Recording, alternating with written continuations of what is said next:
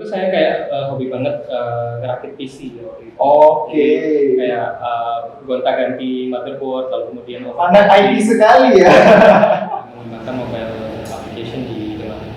Lah, Mas Oki ini belajarnya mobile development dari betul? Enggak. Terus dari bahkan terkadang ada juga yang malah mungkin malah dibiayai sama perusahaannya bisa juga ya Mas dari. Saya berharap seperti itu, tapi sayangnya enggak. Oh, enggak.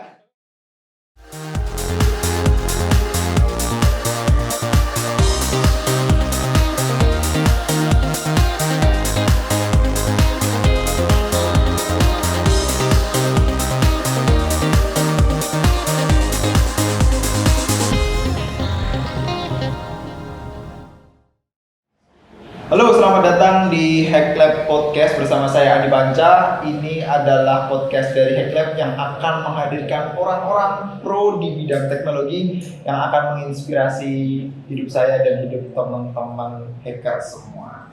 Oke, this is our first podcast gitu. Jadi kalau misal teman-teman kepikiran kira-kira orang pro IT atau pro teknologi siapa yang pengen diundang di next podcast, teman-teman bisa drop di kolom komentar di bawah. Siapa tahu next narasumber kita bakal kedatangan Bang Nadiem Makarim mungkin.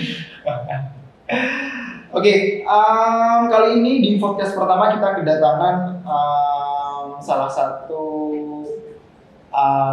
orang dari Jogja, beliau. Bener nggak sih Mas dari Jogja? Tinggalnya di Jogja. Tinggalnya di Jogja. Untuk rumah aslinya kita nanti bakal tanya selanjutnya asalnya dari mana, karena salah satu pekerjaannya beliau itu tak lihat ada yang di luar Jogja. Kira-kira apa pekerjaannya? Langsung kita kedatangan Mas Oki Wicaksono. Halo Mas. Halo. Apa kabar? Baik, alhamdulillah. Ini Mas Oki sekarang jadi PM di PT Amatek Global Informatika, benar? Iya. Oke. Untuk yang pertama mungkin ini pertanyaannya sangat-sangat penting banget sih Mas. Jadi mohon Mas Oki menjawabnya dengan apa ya? Dengan sungguh-sungguh. Oke, ini kayaknya mencurigakan.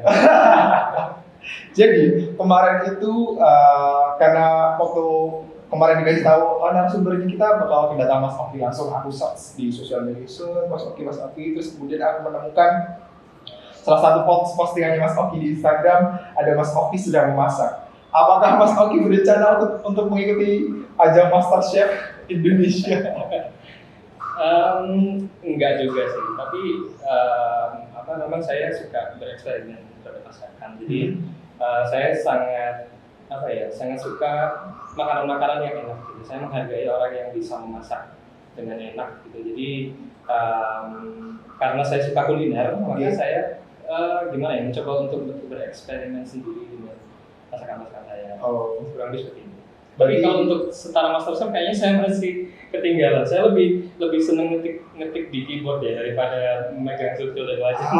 Oke, siap. Nanti bakal kita bahas lebih lanjut apa itu pekerjaan detailnya Mas Oki ini apa. Mungkin yang pertama mungkin bisa dijelasin dulu Mas Oki sekarang kesibukannya apa gitu buat ke teman-teman hacker semua. Oke, iya. Jadi saya selama ini memang berkarir di dunia IT ya, dan saat ini memang saya masih di dunia IT. Terus saya sebagai product manager sekarang. Sekarang saya jadi product manager di PT Amatek Global Informatika. Di situ saya mengorganisir tim untuk mengerjakan produk.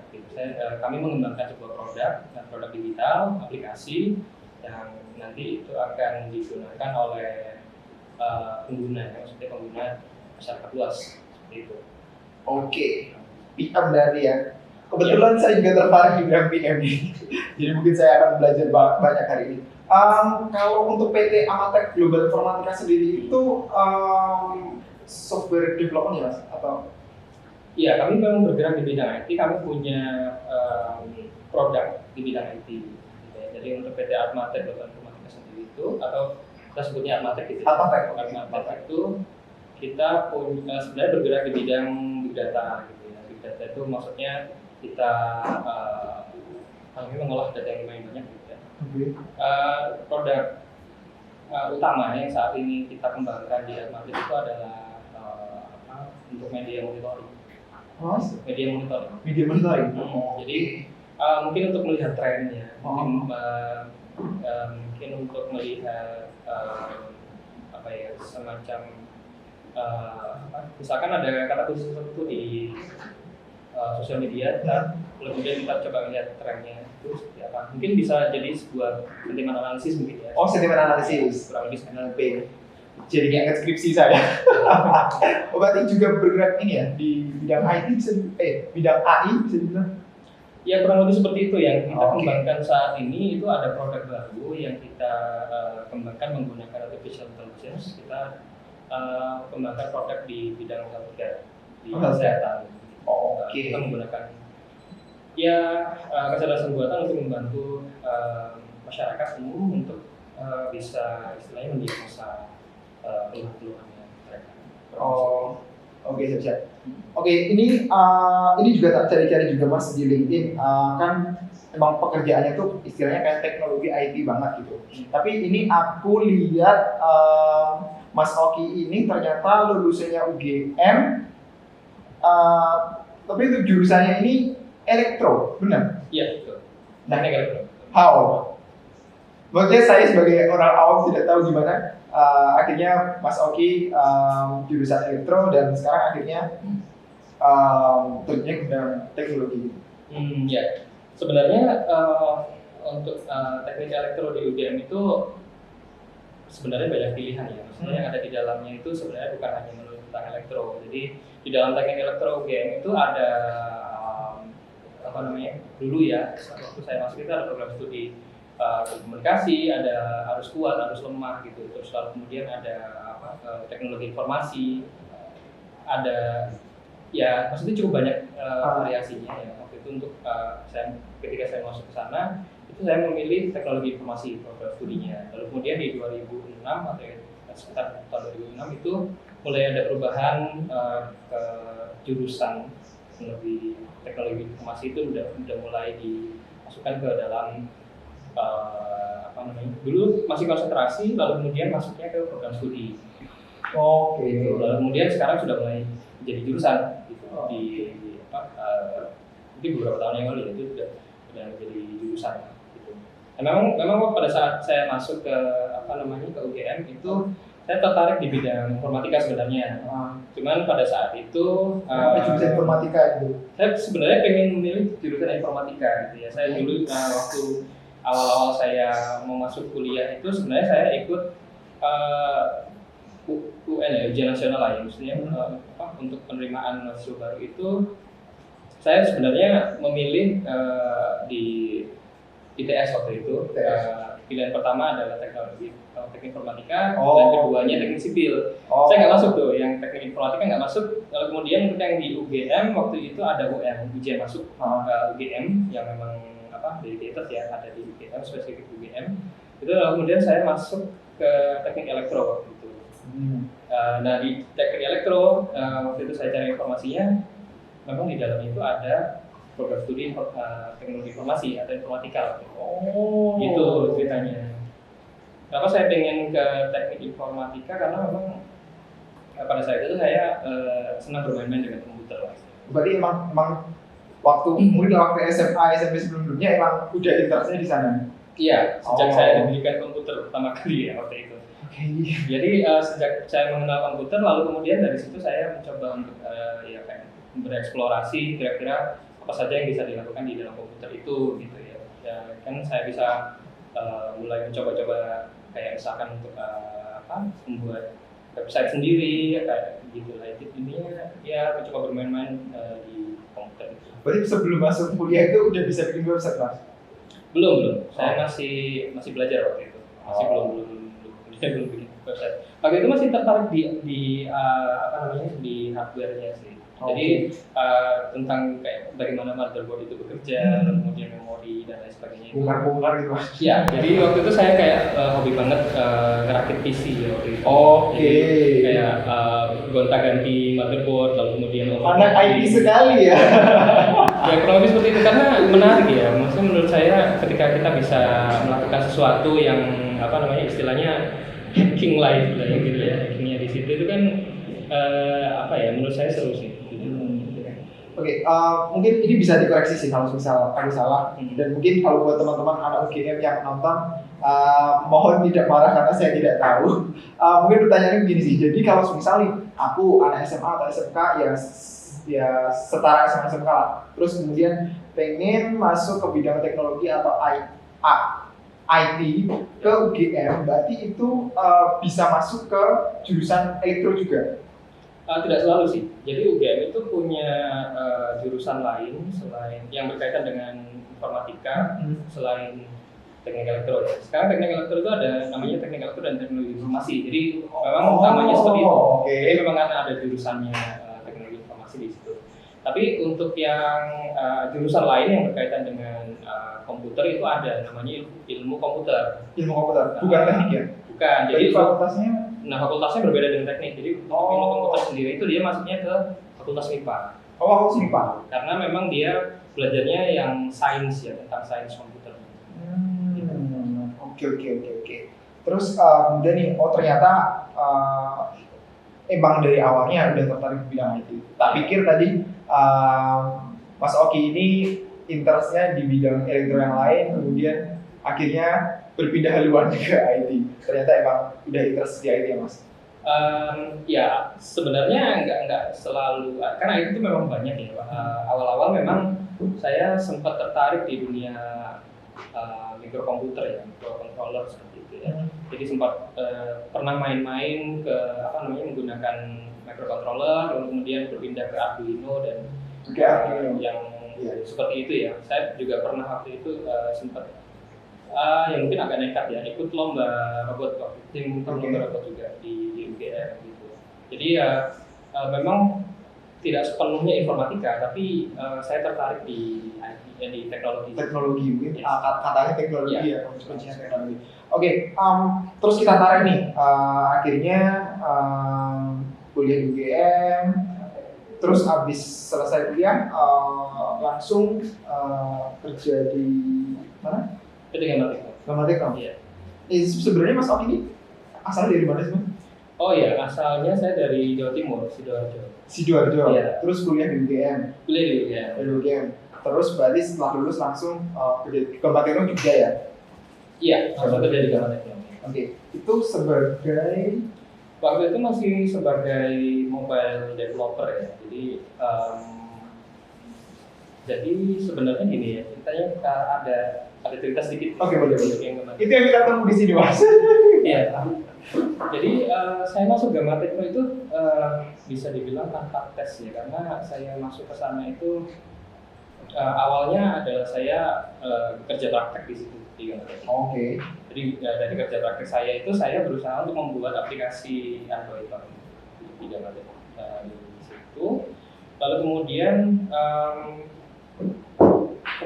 Gammatekno itu istilahnya mungkin melihat apa namanya kontribusi saya di kerja praktek itu, lalu kemudian mereka menawarkan untuk menjadi semacam freelance gitu ya, kerja proyekan gitu. Dari situ mengerjakan proyek aplikasi Android lagi. Oke. Beberapa waktu, lalu kemudian setelah itu baru kemudian malah direkrut sama mereka. Itu setelah mengerjakan aplikasi itu. Nah, jadi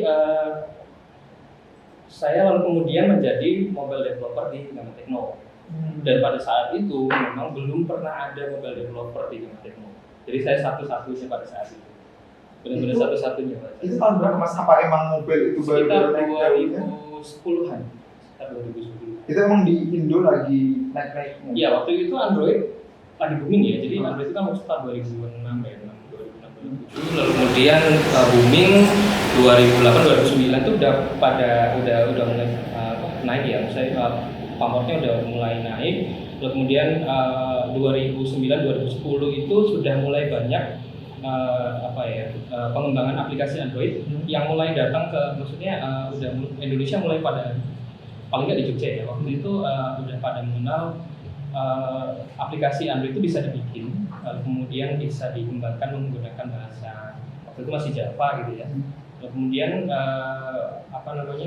waktu itu booming karena banyak sekali antusiasme dari lingkungan IT gitu ya, dan akhirnya semakin banyak buku-buku bermunculan, kemudian tutorial sudah banyak masuk gitu, baik itu yang bahasa Inggris maupun yang bahasa Indonesia pada saat itu. Jadi sudah mulai banyak, dan pada saat itu akhirnya perusahaan mulai melirik dan akhirnya mulai mencoba untuk mengembangkan. Nah, saya salah satu pionirnya ya yang mengembangkan mobile application di dalam.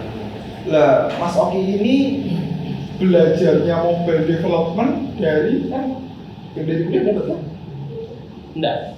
Dari Jadi memang belajarnya yang bisa dibilang seperti itu ya. Ada beberapa yang saya belajar dari orang lain juga, saya belajar sendiri juga gitu ya. Ada juga beberapa mentor yang mengajari saya. Waktu itu saya pernah belajar untuk bahasa pemrograman Swift, Objective-C waktu itu ya, di iOS itu juga saya ada mentor ya yang ngajarin saya. Tapi kurang lebih sebagian besar saya belajarnya memang otodidak.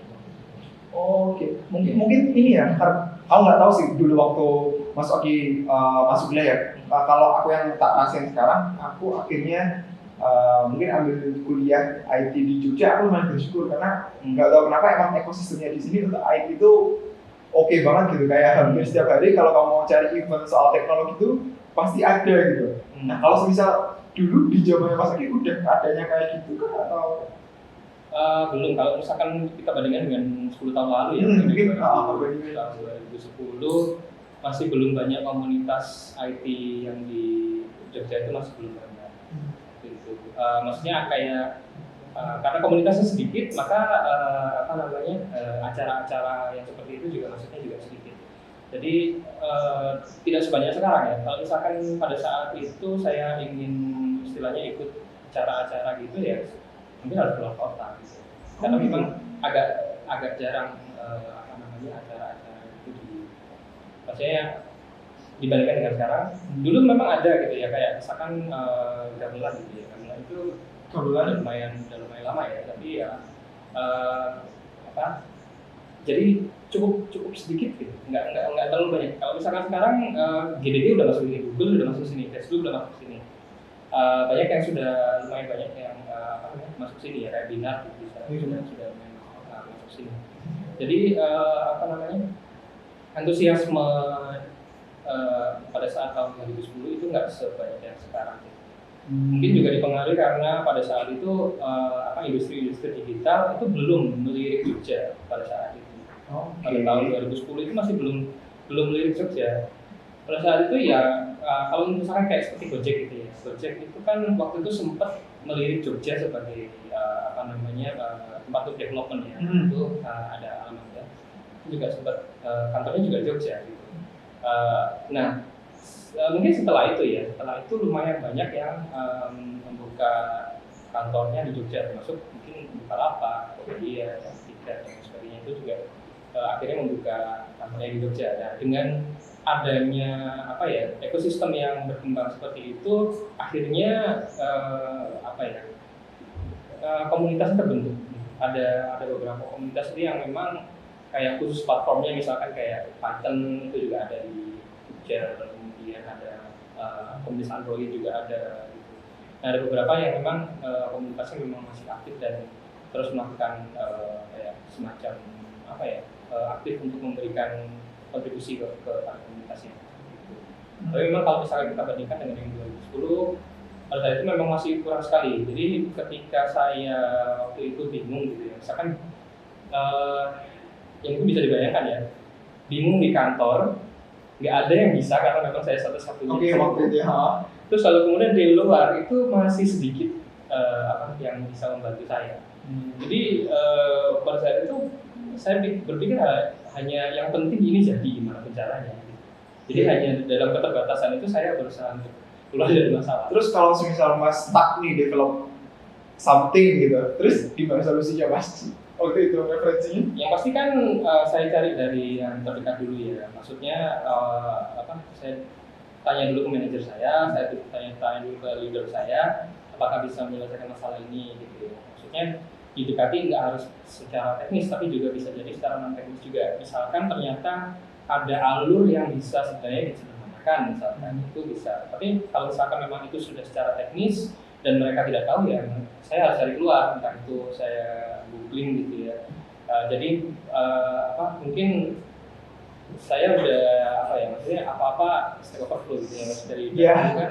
Yes. Benar sekali. Pada saat awal-awal saya belajar, lalu kemudian saya mau mencari tahu lewat Stack Overflow, itu buat developer pemula itu akan sulit sebenarnya. Karena apa? Pertama, bahasa Inggris mungkin ya buat teman-teman yang belum terbiasa dengan bahasa Inggris akan sangat kesulitan. Lalu kemudian ketika penjelasan bahasa Inggrisnya itu pun kadang-kadang juga penjelasannya tidak terlalu jelas. Jadi kita harus menggali lebih dalam dari situ. Nah itu yang dan tidak semuanya bisa kita temukan di Stack Overflow. Bisa jadi saya temukan di blog, bisa jadi saya tanyakan ke teman saya misalkan seperti itu. Jadi tidak melulu kemudian ujung-ujungnya ke Stack Overflow. Oke.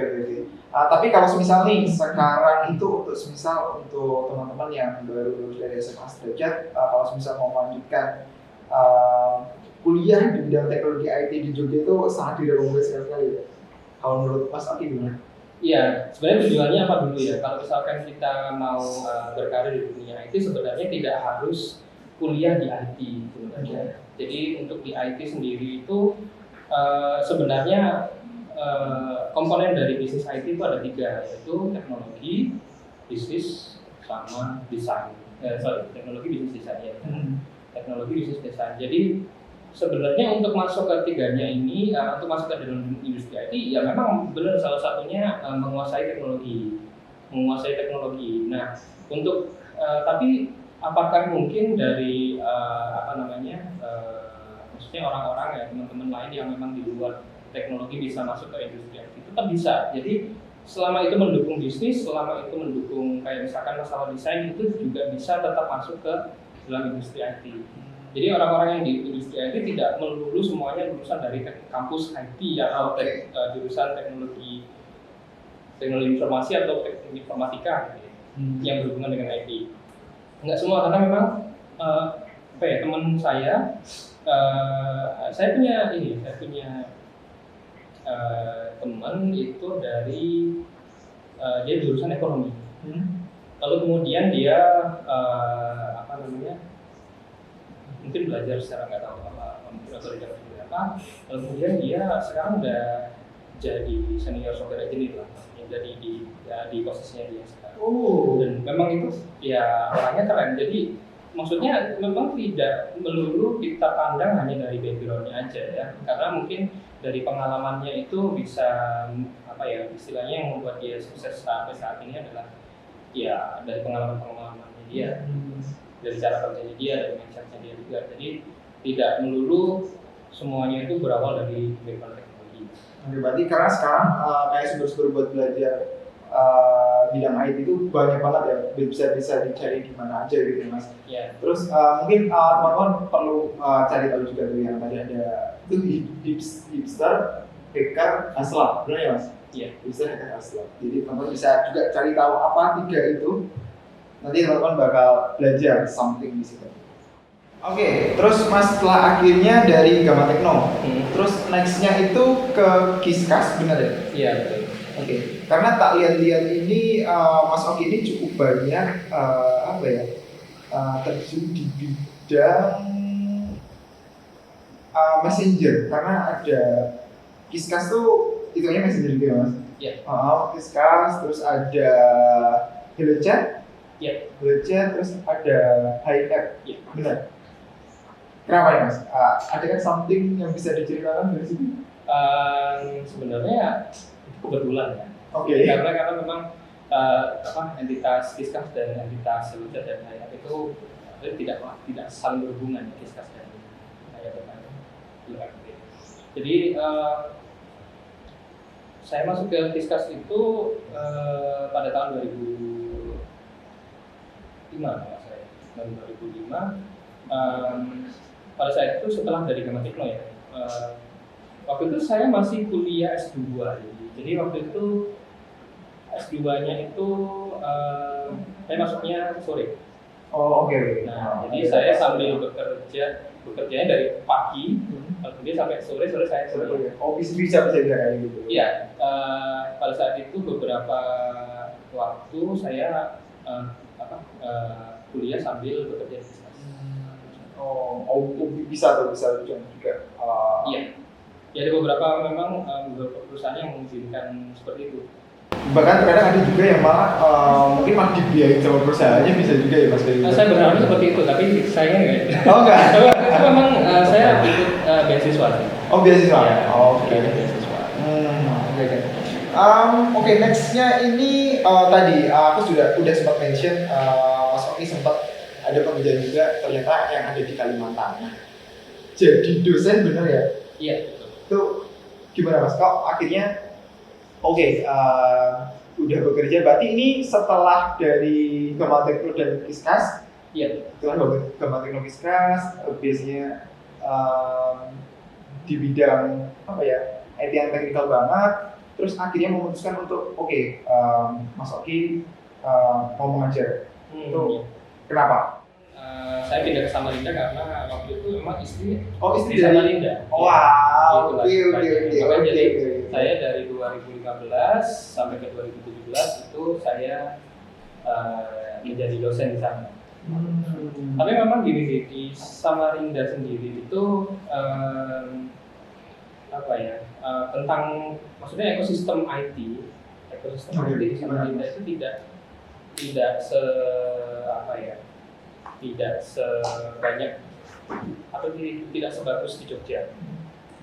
Jadi makanya di sana itu perusahaan-perusahaan IT itu memang hitungannya masih sedikit dan sophisticated gitu ya. Kebanyakan dari perusahaan-perusahaan besar apabila mereka ingin istilahnya membutuhkan pengembangan perangkat lunak gitu ya, itu mereka biasanya langsung ke Jakarta vendornya.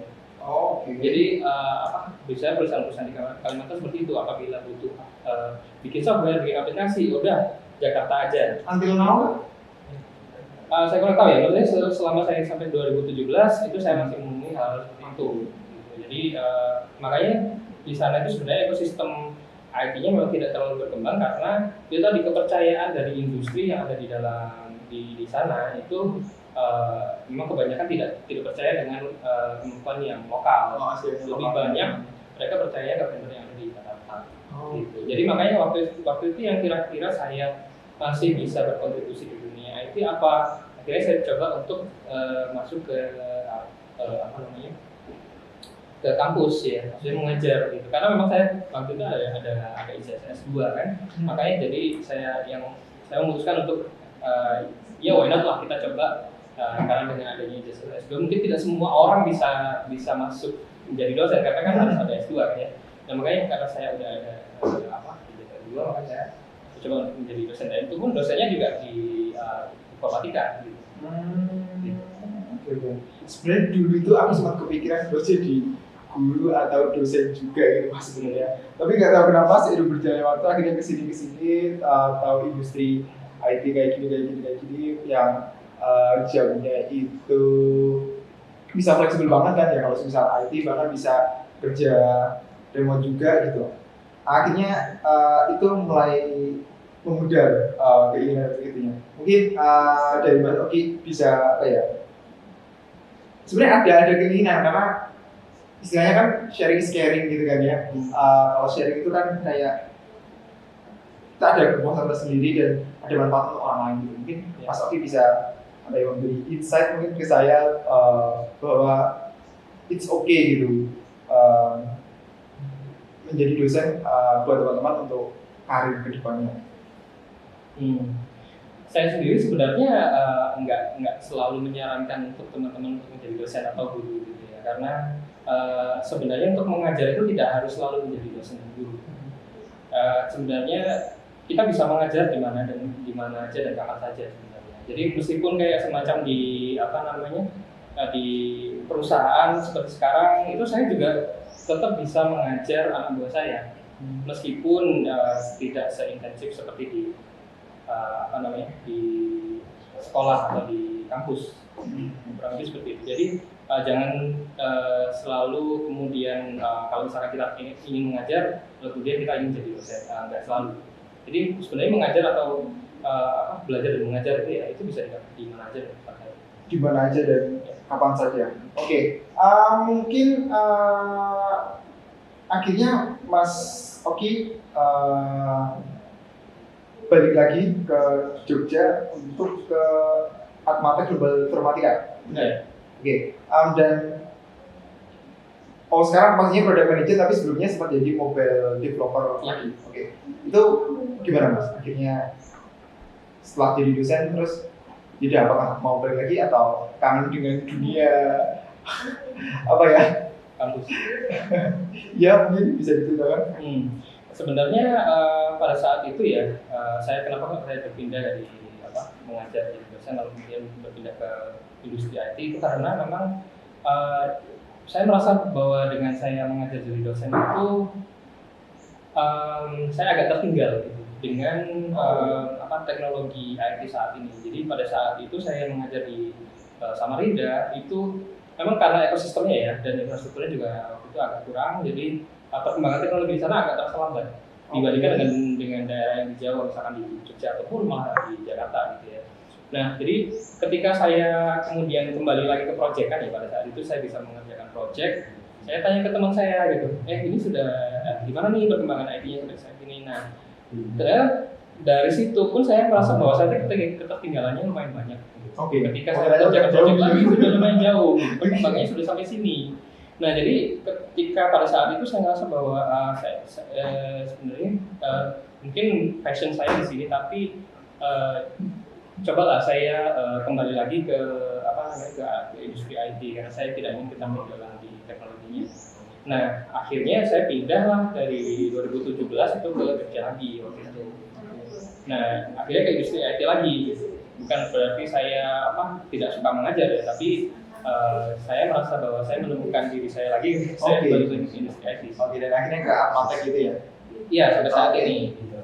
Kan sekarang ada dosen di Atmatek, mungkin bisa di-share ke teman-teman hacker next project atau rencana kedepannya kira-kira Mas Oki mau ngapain atau mau gimana ya? Ya, sebenarnya saya ada beberapa project ya kecil-kecilan yang saya pengen share ke teman-teman. Jadi saya pengen ekosistem di sekitar saya atau misalkan di Jogja gitu ya itu bisa berkembang, terutama ekosistem IT. Jadi saya pengen bikin mungkin semacam pembelajaran gitu di Jogja. Nanti dari situ kita akan coba untuk mengembangkan komunitas maksudnya kita akan menangkap dari masyarakat, dari orang-orang yang memang tertarik di dunia IT, misalkan yang usia muda dan usia produktif, kemudian bisa dilatih untuk dikembangkan untuk menjadi talenta muda di perusahaan gitu. Jadi karena kurang lebih nanti seperti itu sih, dan saya pengen juga yang kedepannya itu komunitas yang di Jogja itu lebih aktif. Jadi saya pengen juga mengadakan beberapa group discussion. Sebenarnya sudah berjalan beberapa waktu yang lalu, cuman saya masih belum melanjutkan lagi. Jadi ada beberapa kegiatan yang itu ada sebuah diskusi yang terbatas, memang karena yang diundang itu adalah orang-orang yang expert gitu ya, yang mesti senior level. Yang di situ itu kita coba untuk sharing bersama di dalam satu forum yang lalu kemudian kita membahas satu diskusi spesifik, satu topik spesifik gitu ya. Jadi bisa yang terkait dengan industri digital, baik itu misalkan masalah teknologinya, masalah talentanya, masalah culture-nya, atau masalah future kebutuhan di masa depan itu seperti apa. Kita tunggu update informasinya dari Mas Oki gitu ya. Nah, teman-teman mungkin bisa cek di sosial media Mas Oki atau di link-nya, silahkan dicari nanti, atau mungkin nanti kita bisa drop di bawah ya. Mungkin itu pembahasan kita pada video kali ini. Terima kasih banget buat teman-teman udah nonton sampai akhir. Terima kasih juga buat Mas Oki untuk hadir di acara hari ini.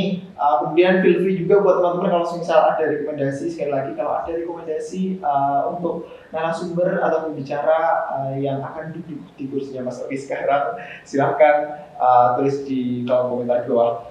Jangan lupa juga buat cek Instagram kita di @hacklab.rocks.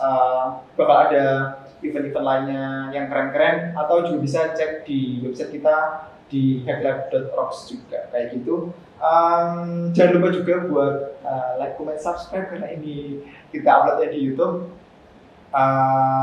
Mungkin itu dari saya, terima kasih. See you in the next video. Bye.